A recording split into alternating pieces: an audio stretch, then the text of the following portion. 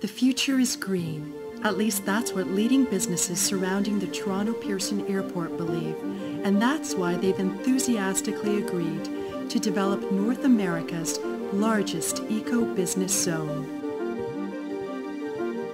The initiative is called Partners in Project Green, and its short-term goal is to help businesses in the area improve their financial and environmental performance, and by extension, play a significant role in Ontario's climate change goals. Ontario has some of the most aggressive targets for conservation that I'm aware of in the world. We're targeting to reduce our peak demand growth by 75% over the next 20 years. In order to achieve that target, we're going to need all sectors of the Ontario economy to participate: residential, commercial, institutional, and industrial. Ultimately, what we're calling for in Ontario is a culture of conservation.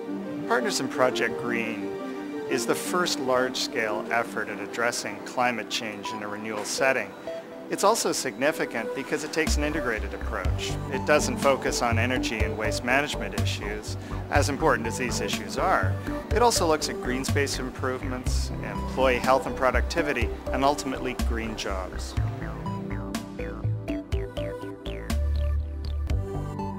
The sharing of best practices is obviously an important aspect of the Partners in Project Green initiative, and we've been so fortunate that there's this tremendous willingness to participate among local corporate leaders.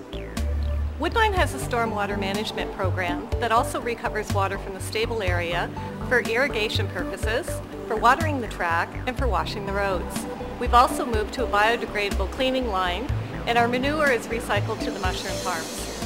Water has always been a real focus for the GTAA, and we have one of the largest and most complicated stormwater management programs and creek rehabilitation programs in the world for aviation. It's something we're very proud of. Bayer's commitment is to have the smallest environmental footprint at all possible, and we document our progress towards this in our well-known sustainability report. But the nice thing is we have the freedom to do what's right locally, and that's why we've got a really good green roof, the first in our area. We have an ongoing target of 5% electricity reduction per year at Molson's, and I'm happy to say each and every year we meet that target. We have taken a number of very serious steps to reduce, reuse, and recycle at Lang Transportation, including installing the very first retrofitted geothermal heating and air conditioning system on a 70,000 square foot building and office complex. Basically, what that means is that we took a 30-year-old building and proved that you can have immediate savings by totally reducing the need for fossil fuels to heat and air condition. Coca-Cola Bottling Company recently announced the addition of 22 hybrid electric trucks to our fleet in Canada. These trucks are the largest of their kind in the market, and they reduce both fuel consumption and emissions by a significant amount. At Bentall, we measure greenhouse gas emissions as they relate to the ongoing operation of our office buildings, and to the best of my knowledge, nobody else in the industry is doing that. We want to make sure that what we're doing is activating reductions. We've achieved a 20% reduction in CO2 emissions in our facilities and a 30% reduction in water usage. These are the kinds of reductions and the kinds of things that through new processes, new technologies, and new ideas that we're trying to bring to the marketplace for our consumers. In addition to facilitating best practice discussion among businesses in the area, Partners in Project Green will also play a role in identifying green technologies, negotiating bulk purchase pricing, and identifying opportunities for byproduct synergies. I think Partners in Project Green is in a great position to serve as an information hub. Anyone who's either looking for or offering environmental technologies or other services can make the connection to Partners in Project Green. It's all about scale.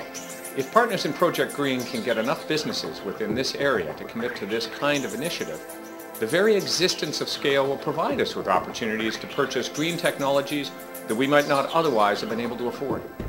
We might have a waste product that another company might be able to use as a feedstock, or we might be able to use another company's wastewater to wash our trucks. Those are the kinds of synergies that Partners in Project Green can identify.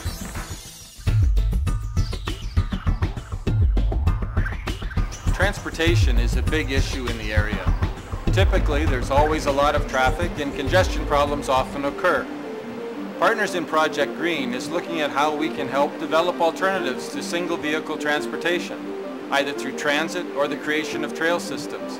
What's more, we're also looking at how we can turn undeveloped land into recreational amenities for business employees to enjoy.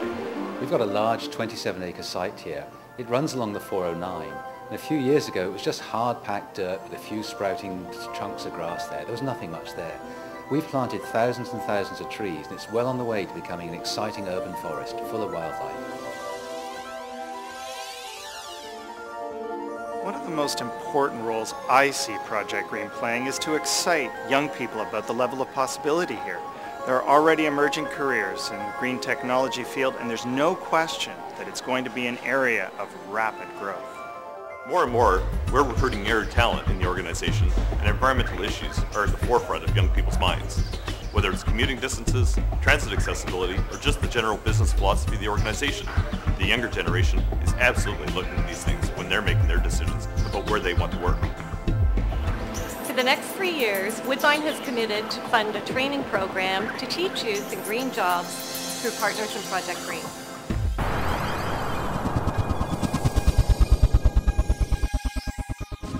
I'm looking for Ontario to be on the international map. And when businesses from around the world want to know what can be done in an industrial area, I want them to immediately think of the Pearson Eco-Zone. I want to see the Pearson Eco Center become a resource center for other companies that want to embark on a green future in business. Well, I would hope to see the Eco-Business Zone be a model for others to look at and learn from, and for it to be a thriving business area that demonstrates that environmental leadership can also be good for business. I hope to see the Pearson Eco-Zone become a leader on the world stage of how to transform an established industrial and commercial area into a dynamic green business zone. I would like to see it become the Silicon Valley of green technology, an internationally recognized community known for its competitive and high-performance, eco-friendly business climate.